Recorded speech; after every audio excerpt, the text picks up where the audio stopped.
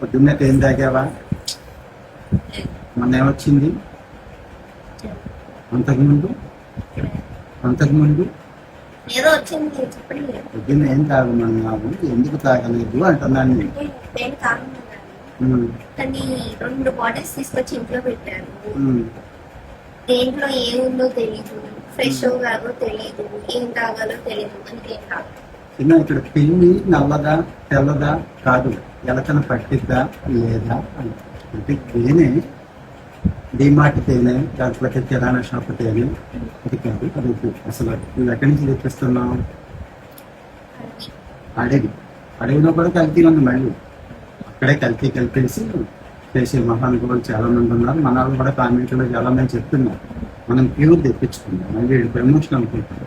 Promotion గురించి కాదు, పిల్లలకి జ్వరాలు ఇమ్యూనిటీ అంటే కింద ఇమ్యూనిటీ బాగా డ్రాప్ అయిపోతుంది. అసలు నిమ్మకాయలు ఇప్పుడు ఇంత వెయిట్ ఉన్నాయి కానీ ఉన్నాయి కదా, ఇంకైనా అర్థమవుతుందా? నిమ్మకాయలు ఉన్నాయి కదా ఇంట్లో. నిమ్మకాయ తీసుకొని గోరువెచ్చని నీళ్ళు పొద్దున్న ఒక ½ లీటర్ నుంచి లీటర్ వాటర్ పిల్లలకి అలవాటు చేయగలుగుతారు. జలుబు రాదు, దగ్గు రాదు, వగేరా ఏమీ రాదు. ఇంకొకటి ఉందండి, వాళ్ళకి బ్యూటీ పార్లర్కి వెళ్ళే అలవాటు ఉంది. ఇది ఎంత అవుతుంది? మహా అయితే వెళ్తారు. ఇది ప్యూర్ గుట్ట తేనె అంటే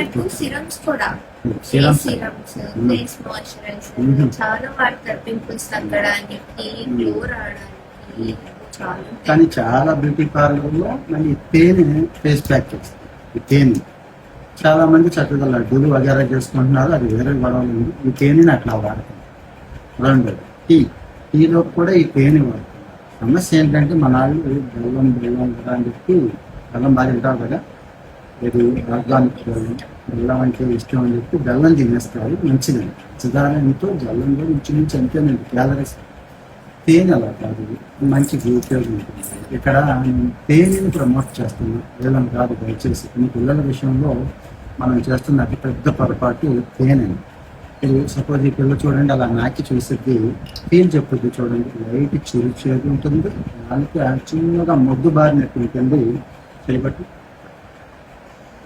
ఇది పుట్ట తేనండి. పుట్ట తేనె ఇంకాస్త వగరు ఉంటుంది. ఈ వేసవి కాలం కూడా చేదు కూడా ఉంటుంది. చెట్టు లైట్ చేదు ఉంటుంది, తెలియదు ఫీల్ అయ్యేలా చేదు.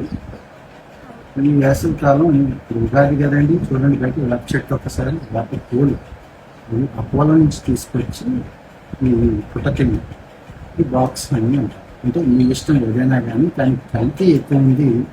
నా సలహా ఏంటంటే ఈ పిల్లలకి ముందు ఆ పిల్లల మా పిల్లల పక్కన డైలీ పోయి 1-2 స్పూన్లు అలవాటు చేసిన తర్వాత ఇంకా మీరు